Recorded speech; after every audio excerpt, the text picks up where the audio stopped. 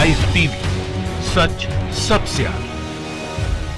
नमस्कार, the live TV देख रहे हैं आप और आपके साथ मैं हूं हर्षिता सिंह। देश में जारी किसान आंदोलन के बीच एक बार फिर किसान नेताओं और उन सभी लोगों को जो इस किसान आंदोलन का समर्थन कर रहे हैं, उन सबको एक बार फिर से समन भेजा गया है एनआईए की तरफ से और पूछताछ के लिए बुलाया गया है। पंजाब के किसान नेता बलदेव सिंह सिरसा, किसान आंदोलन के समर्थन करने वाले एक अभिनेता दीप सिद्धू के साथ साथ 40 लोगों को राष्ट्रीय जांच एजेंसी यानी कि एनआईए ने यह समन भेजा है। आतंकवाद विरोधी गतिविधियों को जांचने के लिए गठित एनआईए के इस समन में उन्हें आज दिल्ली के एनआईए कार्यालय में पेश होने को कहा गया है और ये जो संगठन है उन्होंने सिख फॉर जस्टिस से जुड़े मामले में पूछताछ के लिए उन्हें ये समन भेजा है। इन दो लोगों के साथ साथ 40 जो और लोग हैं जो इस आंदोलन का समर्थन कर रहे हैं, उन्हें यह समन भेजा गया है। तो एक तरफ जहां सरकार किसानों के साथ साथ बार बार बातचीत कर रही है और हर बातचीत उनकी फेल हो रही है और तारीख जो है वो आगे बढ़ती जा रही है, तो वहीं दूसरी तरफ बार बार ये समन, तो कभी इनकम टैक्स की जो छापेमारी है,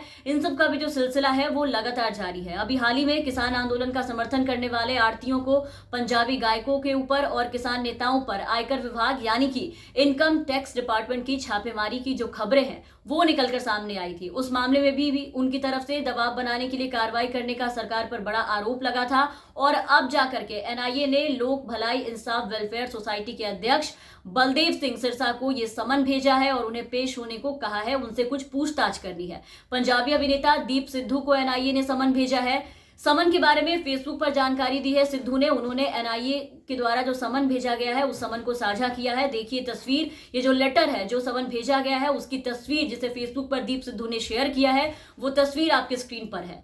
और एनआईए द्वारा समन भेजे जाने के मामले जब सामने आए तो इसके आने के बाद सुखबीर सिंह बादल ने भी ट्वीट किया है और ट्वीट कर कहा है कि किसान नेता और किसान आंदोलन के समर्थकों को पूछताछ के लिए एनआईए और ईडी द्वारा बुलाने के केंद्र की तरफ से डराने धमकाने के ये प्रयास जो किए गए हैं, इसकी वो कड़ी निंदा करते हैं।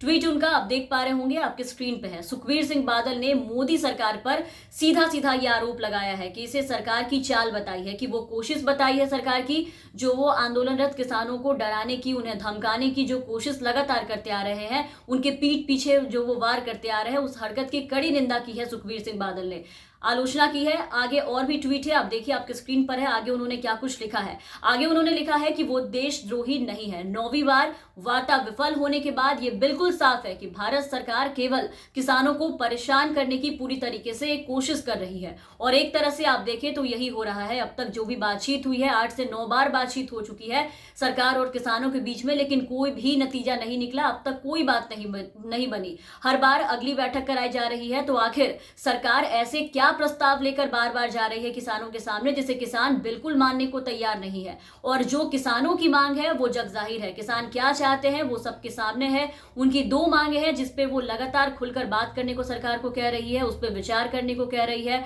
वो सीधा रद्द करने की बात कर रहे हैं कानून को, लेकिन सरकार एक तरफ बातचीत आगे बढ़ा रही है, बैठक आगे बढ़ा रही है, लेकिन वही चीज जब आप दूसरी तरफ देखेंगे तो दूसरी तरफ सरकार ये कर रही है, समन भिजवाना, तो कभी इनकम टैक्स के छापे, कभी कोई पड़ताल, लेकिन फिर भी कुछ हासिल इससे अब तक सरकार को नहीं हो पाया है। फिर भी लगातार वही काम किए जा रहे हैं और इसको लेकर के किसान आंदोलन का जो समर्थन कर रहे हैं पंजाब के किसान नेता बादल सिंह सिरसा, बातचीत में केंद्र सरकार पर उन्होंने साफ साफ आरोप लगाया है उन्होंने भी कि वो किसानों के आंदोलन को पटरी से बिल्कुल उतारने की कोशिश कर रहे हैं। उन्होंने साफ कहा है कि सरकार ने पहले सुप्रीम कोर्ट के जरिए ऐसा करने की कोशिश की और अब वो एनआईए का इस्तेमाल कर रही है। उन्हें समन भेजा जा रहा है, एनआईए के द्वारा उन्हें पूछताछ के लिए बुलाया गया है।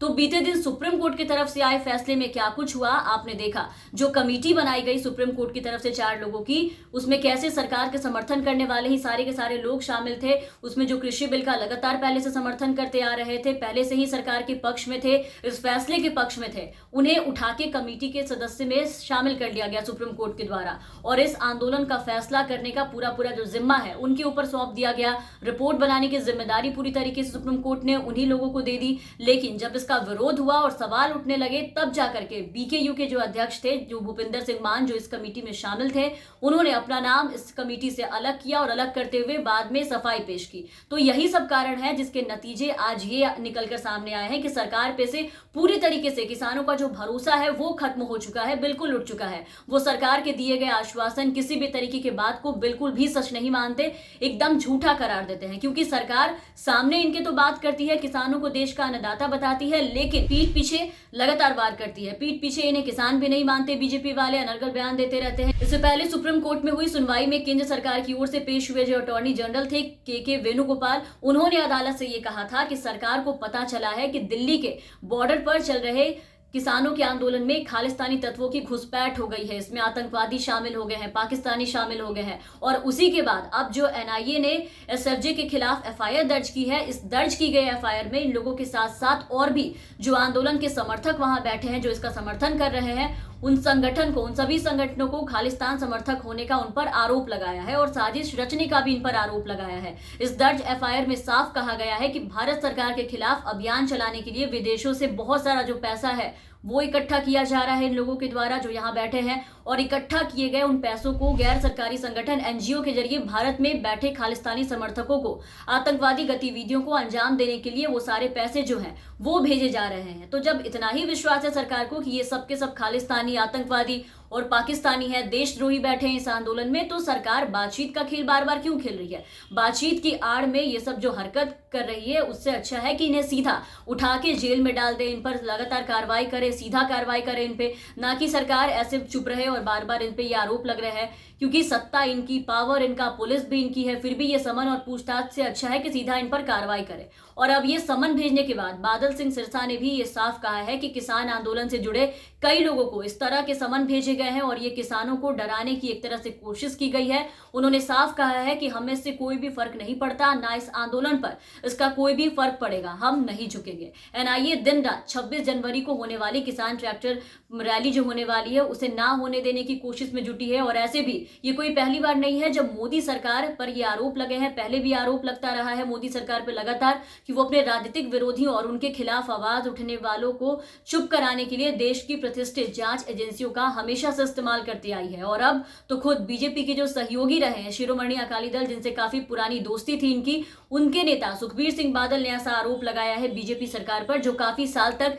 बीजेपी की सहयोगी रही है, लेकिन किसान आंदोलन को लेकर के वो हमेशा से बीजेपी के विरुद्ध खड़े रहे हैं, उनके खिलाफ खड़े रहे हैं और अब अलग भी हो चुके हैं उनसे। तो अब जो पंजाब के किसान नेता और किसान आंदोलन के समर्थन करने वाले लोगों को एनआईए द्वारा जो समन भेजा गया है, उसमें देखना है कि अब इस समन के बाद क्या कुछ आगे देखने को मिलता है। फिलहाल के लिए इस वीडियो में बस इतना ही। आप बने रहे हमारे साथ। अगर आपने अब तक हमारे चैनल को सब्सक्राइब नहीं किया है तो जरूर सब्सक्राइब कर ले, साथ ही बेल आइकन जरूर दबाएं ताकि हमारी हर अपडेट्स आप तक पहुंचती रहे। और अगर आप हमारे ये वीडियो हमारे फेसबुक पेज पर देख रहे हैं तो हमारे फेसबुक पेज को जरूर फॉलो कर ले। धन्यवाद। लाइव टीवी, सच सबसे आगे।